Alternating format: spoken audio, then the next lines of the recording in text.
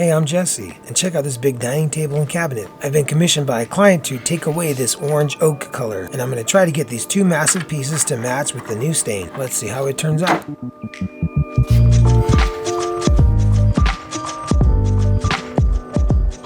Normally I just work on stuff that I find for free, like on the streets and whatnot, and nobody cares if that stuff breaks, but this actually belongs to somebody else, like they valued it, and now they're paying me to refinish it. And of course it has tons of glass, and I hate working with glass because it can break. And this piece doesn't really have damage. I usually work with stuff that's really damaged. So like the stakes are at an all-time high here. And like, look how I'm holding this door. That's glass. I could have broken that right there. And I'm still using my janky backup drill here. The plug broke on my good drill, and this drill has a Phillips bit that's stuck in it. I cannot remove it, so I hate it, and it's ugly. And this cabinet piece had tons of tape residue all over it. The client said it was like that when they got it and they couldn't get it off. And look how bent that shelf is. That's not very good. Some parts of this thing are MDF with the oak veneer. Some parts are just really solid oak. And the thing about MDF is that I hate it. Like if it ever swells up from moisture damage, it's like irreparable, I guess. Like the trim on the bottom here got separated a little bit because the MDF underneath swelled up a little bit. So I couldn't correct it, so I just put a little sliver of wood inside it. Now I'm going to try to hand sand all the little crevices with a folded up piece of sandpaper. I hate that I always have to do this, but I don't know any other way to get into these grooves. I'm just removing that orange finish without damaging the oak veneer. So this takes a little finesse. I don't know if everyone's able to do it this way. So yeah, I switch over to my random orbital sander. That's 150 grit, but this one needs new paper. Most people might be scared to burn right through the veneer,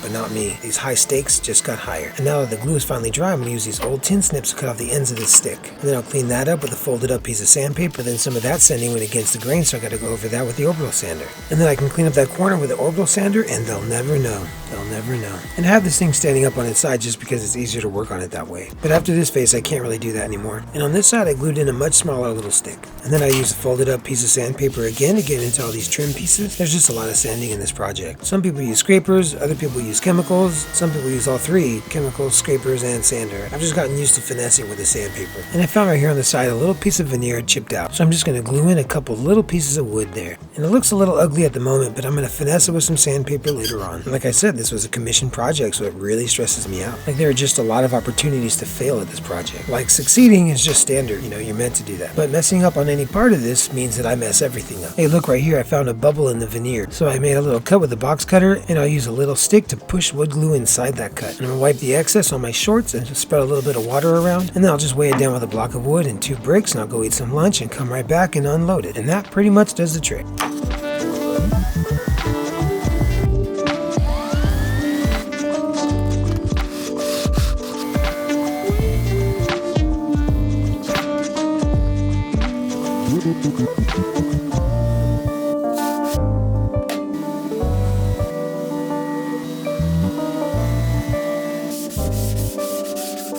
And as you can see here, that was a lot of hand sanding. And now I'm bringing out my main drill. I replaced the plug on it. It's not a very good repair job, but it works. I'm just going to use it to take out all the screws from these doors. But yeah, the glass in these doors is just looking for opportunities to break. Like if I drop one of these hinges or the drill, or if I pick it up funny, look at that. It could just snap right in half from picking it up like that. So I'm trying to do this project carefully, but not too slow, Don't go too fast, you'll break stuff. Stay focused the whole time, Stay loose, but also strong. Because like economically, breaking this glass will mean that I will have to pay for it and basically make this project not worth it. And I don't know if you guys ever have this, but sometimes when I fail at a project, it just feels like there's a voice inside that says you fail at everything. And with all this hand sanding, you just kind of get trapped in these mind games with yourself. Like, did this client just commission me with their dining room set so that they can prove that I'm a failure? Like every couple hours, I probably ask myself that during this project and just be like, that doesn't make any sense. Yeah, I just had a lot going through my head when I was doing this project. I mean, it's probably a simple project, but I was just psyching myself out. And then look, I'm putting my tools away. And these other doors have these concaved pieces, so I'm going to use a metal wire brush to clean up the insides. I'm just using it to break up all that finish that's inside these grooves. It's strong enough to cut through whatever they put on there, but not quite strong enough to damage the wood. So I pretty much alternate between the wire brush and the sandpaper. I take it down with the wire brush and then clean it all up with sandpaper. So a while back, like 7 or 8 years ago, when I was just starting out in this hobby, I met a guy in San Jose who refinished his furniture like professionally. He has his own shop. And it's pretty nice. And this friend of mine told the guy, hey, you should hire my friend here because he wants to learn how to do that stuff. And the guy got so weird. He was like, no way, I don't show anyone my technique. He said that if he shows someone how to do this kind of work, they're gonna steal his business. And I was like, nah, it's just a hobby, dude. You can chill. But like, his shop was pretty cool, and he was the real deal. Like, he actually knew what he was doing. It would have been cool to learn how to do things from a pro, but instead I just kind of guess and hope that things come out okay. But yeah, that guy was such a chill guy until we told him that I was interested in this. So yeah, that was a lot of wire brushing and hand sanding, and I think now I'm ready to move on to the power sander. It's still work, but it sucks a lot less, and it is more satisfying to see quicker results when I sand things. Hand sanding and all those crevices like hurts my fingers and messes with my brain. But yeah, I needed to get the back sides also, and this tape residue sucks, but the sander got it. And I wanted to see if I could prolong the life of this sandpaper by using this plastic bristle brush. And although it did clean it, the grit was pretty much all worn out. These circle sandpapers that I buy lose their grit pretty quickly. I get a 50 pack for 20 bucks, that comes out to 40 cents each. So I think that's a pretty good price. But yeah, see, this tape residue is really bad right there. And the sander easily takes it down, but at great cost. A whole 40 cents. So I think that's the last of the tape, so it won't be messing up my sandpaper anymore. And that's all the doors and drawers. And now I'm onto this tall, precarious structure. It looks like the wind's just gonna throw it over. And the top trim has a lot of these concave grooves, and on the bottom as well, so I have to get in there with a wire brush and then fold up a piece of sandpaper and get all these grooves cleaned up. It's kind of a lot of stuff to sand by hand, but we persevere and then move on to the power sander. And I'm actually kind of scared that this thing would like vibrate so much that it breaks the mirror in the back, and I couldn't even figure out how it was attached, so I couldn't remove it to do this work. Then there was this sticky thing on the side. I forget what they're called, but I remember they had MC Hammer in the commercials. It was like, you're not hammering in the walls because these are sticky, and so they used MC Hammer, something like that. And now we're onto the table. This is the center leaf. It's removable, and let's go ahead and get it.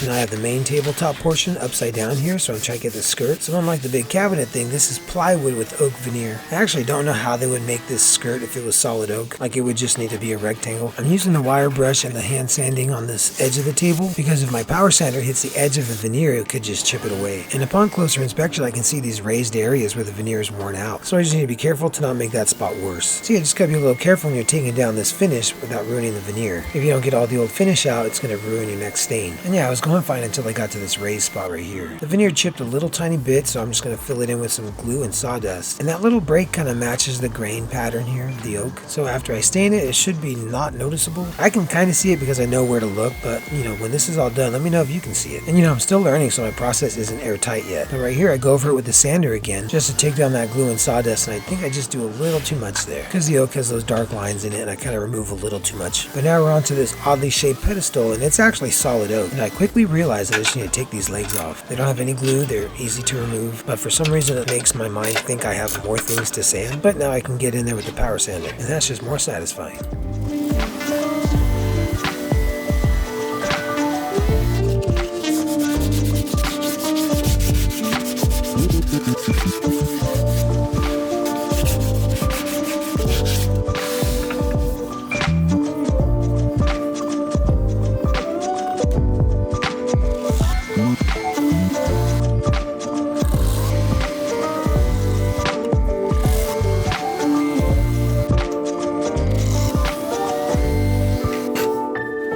That was kind of like that scene in Dumb and Dumber when they were getting the pedicures with like the angle grinder. And now I'm using a rolled up piece of sandpaper to get in between the toes here. I remember one time my daughter was a baby and she like had a little spit up. I stepped in it barefoot and I had to clean it like that. Not with sandpaper, with like paper towels. It was like way in between my toes, so I really had to get in there. So we want to keep it this light wood color, so I'm going to add some white stain. I read that you got to gently stir this because it has that big old white booger in it. So you got to gently break that up if you're going to get the stain to go on even. I'm going to do a test coat here to see if it messes it up, and it actually looks too light. I was ready to use paint thinner to lighten this up, but I didn't need to. It looks pretty good. And like I put a lot on there, but after I wipe it, it looks pretty good. When I used white stain in a previous video, I didn't stir it, I shook it, and it came out way too thick. So then I had to sand the whole thing to get it the right color. But because I gently stirred this one with a stick, it came out just right. And I just barely wanted to lighten this up. And polyurethane might yellow it a little bit. So between the white and the polyurethane, we end up in a pretty good color. So I screw in these little feet and set it down somewhere else so it can dry. So the goal here was to get this this wood to look like it was bleached by the sun a little bit, and obviously I need the two pieces to match perfectly, so I wanted to try to stain everything in one day. Like I was concerned that if I let this can of stain sit overnight, then it'll separate again, and then it might look a little different the next day, so I just wanted to keep it all consistent and try to get it all done the same day, because I've had it separate before and it comes out really different on the same piece of furniture. But then the other issue is that we were having a heat wave that week, so the temperatures were getting pretty high in the 90s, and aside from me being uncomfortable, the camera kept overheating and turning off. You know, these commission jobs, there's always some obstacles that come up when you're trying to meet a deadline, but despite whatever obstacles I have or discouragements that are going on in my own head, I still have to persevere and push through and get these pieces to match color. So now I'm moving on to these drawer faces, and they are different pieces from the table. They come from different manufacturers, but they're going to be made to look like they came from the same place and they're meant to be together. Like when you have two pieces that were made to be together and they get separated over time somehow, and then you bring them back together and you need to make them look similar, that's called reconciliation. When you get two different pieces come from two different manufacturers and you're trying to make them look similar to be in the same living room together, or dining room in this case, that's called marriage, and we're trying to make them look like they really belong together. And when you think in these terms, refinishing these pieces just gets really serious. Like these high stakes just could not get any higher than this. And when I was out there in the heat sanding this thing and rubbing it down with all this stain, that is exactly what I was thinking of the whole time, and that is wild. Like I would just go inside the house and get something to drink and just be stressed out of my mind. Like I wanted this client and her family to be able to eat dinners in this dining room and just think,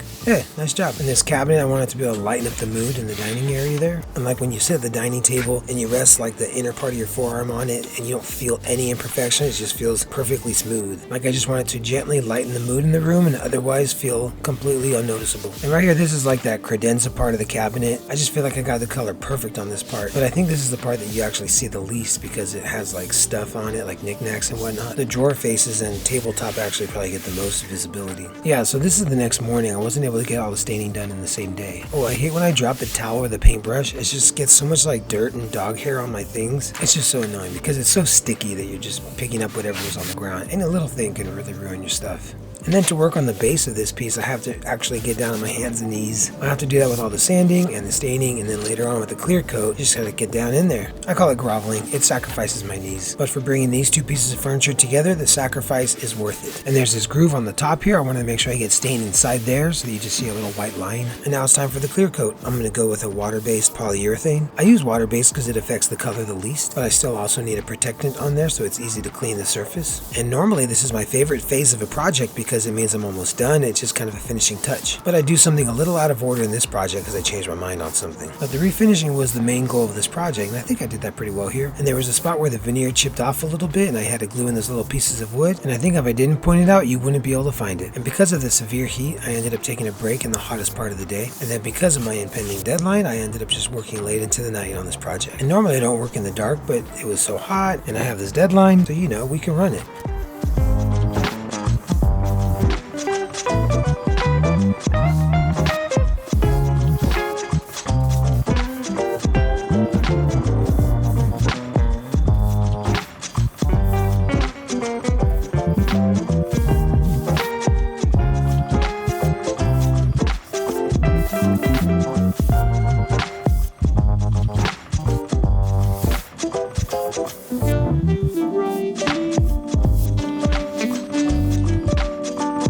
Yeah, it looks like I did a lot of groveling for this project here. And this piece is so tall and precarious, I prefer to keep it down low when I work on it. But I think the tabletop is going to get the most action, so I need to make it perfectly smooth. The spot where I did that little glue repair needed a little bit of sanding from the 220 grit sandpaper, and then I'll go over it again with the polyurethane. And after you complete one coat of polyurethane, the next coats just kind of glide on. I let this sit for a while, then I apply a third coat. Water-based polyurethane feels a little wimpy, but hopefully 3 coats makes it sturdy enough. The client's going to be using this dining table as a dining table, so I don't want to hear about any worn out spots in a few years. And even though it's unlikely that they ever use the center leaf piece, I'm still going to give it the same treatment as the rest of the tabletop with multiple coats of polyurethane. And at this point in the project, I think the finish looks pretty good. And that was the main goal, but there are a lot of finishing touches that I decided I want to do. It's like I did what I came here to do, but there's still more to do. Like that shelf inside the credenza piece of the cabinet, it looks like it was held on with some staples, and so I need to tap that out, and the other staples push the veneer up. So yeah, I just think this MDF material is weak and ugly. So my quick fix here is to add a little leg underneath. And the the tabletop is drying on my workbench, so I got to use this brick for my cutting area. And I really don't like that this cut isn't perfect, but no one will ever see it. I mean, you and I can see it, but that's it, you know, no one else. And while I'm fixing this, I realized that I absolutely hate the inside of this cabinet. Maybe that ugly veneer looked okay when the outside was also that dark color, but now that I lightened things up, it exceeded my hatred limit. So I thought about sanding it thoroughly so that I can stain it as well. But yeah, that would be a ton of work, and I really don't want to do that in the portion of the cabinet that has the mirrors on the back. So just giving things this gentle hand sanding and then going over with the paintbrush, that seems good enough. And as usual, this is a can of Oops paint from Home Depot. That's just $10 for a whole gallon, so I end up using this on multiple projects and sometimes using it to mix other colors. And normally when I have a project properly planned out, I would do the interior before I did the exterior. So we're doing this one a little bit backwards, but let's just see how it turns out.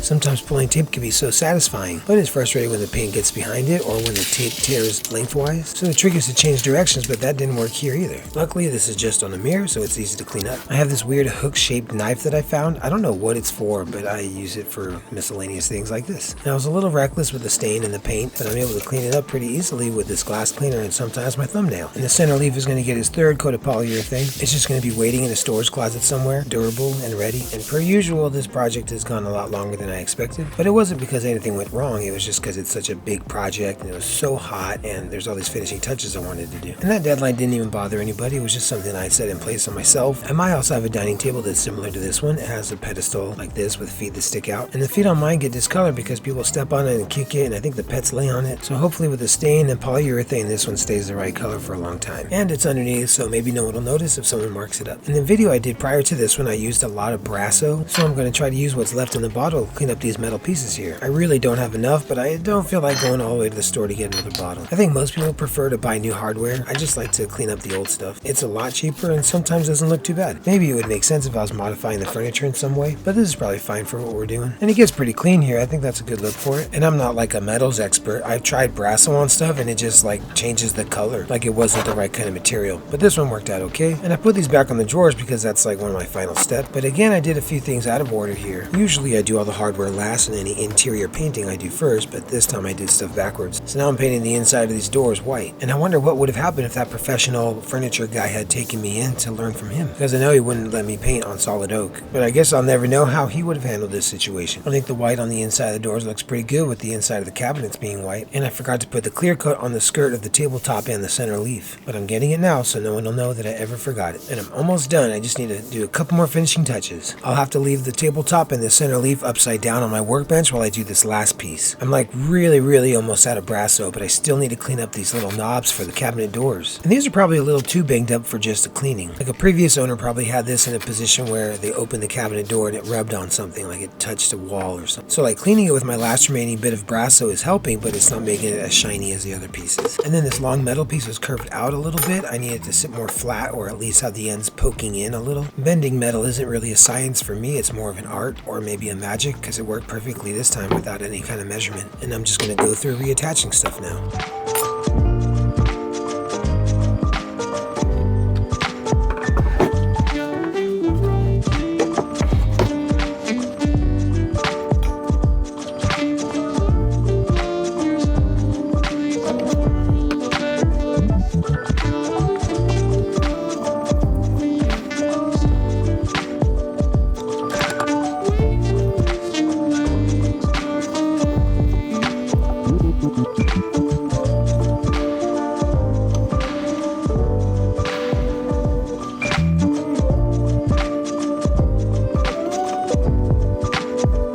In case you're wondering, I prefer to use screwdrivers when I'm reattaching this hardware. I'm afraid that my drill might turn the screw too much and that would bore out the hole. And at the start of this project, I didn't know how sturdy these glass panels were, but after storing them for a while and handling all this furniture, I think they're pretty strong. Or maybe I'm just so tired of this project that I don't care what happens to them. But either way, they get in there and they don't break. But yeah, I think the lightened wood stain and the white paint look really good with the glass panels. And I really like the way this is looking. The project is coming out exactly how I wanted it. But there was just like a lot of anxieties attached to this project. There are a number of factors involved, but I also just don't like doing commission work. See, I rest the door on my toe while I load the screw into the hinge because I don't want to rest it on the ground. The cement is going to mess up the finish. But I just think the interior and the exterior of this cabinet came out perfect. And I have these little felt stickers to put on inside the door. These little stickers are so cheap, but they make the cabinet sound way better when you close the doors.